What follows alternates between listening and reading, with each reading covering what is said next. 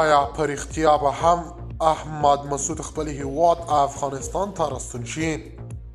احمد مسعود تازه پیغام.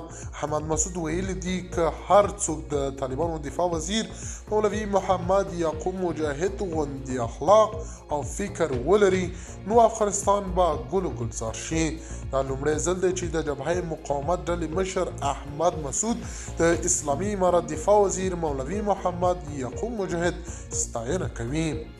د باور ټي وي چینل درنو لیدونکو سلام، ستړي مشئ، وخت مو بخیر. هیله لرم چې جوړ او روغ به په سر کې یادونه کوم که باور ټي وي چینل مو نه وي سبسکرایب کړی، په درنښت سره باور ټي وي چینل سبسکرایب کړئ. احمد مسعود وایي کاشکې ټول داسې فکر درلودلی لکه څنګه چې زموږ دفاع وزیر ملا یعقوب مجاهد لري. هغه ویلي دي دفاع وزیر ملا یعقوب مجاهد په خبره سر خلاصېږي. نن د پیشلمي نه بعد مې درې ناشنا مسجونه واټساپ ته راغلي وه.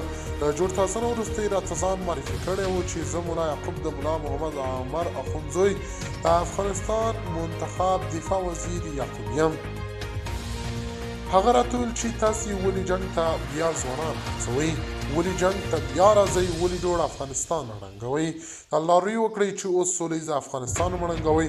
تاسو ته عفه شئ او راشئ افغانستان که وغواړئ د کمې قلو اردو قومندانۍ غواړئ راشئ چې در یې کړم. ملا هېڅ ځواب نه دی ورکړی. احمد مسعود ویلي د یعقوب دغه مسج په اورېدلو مې یو څه فکر بدل شو.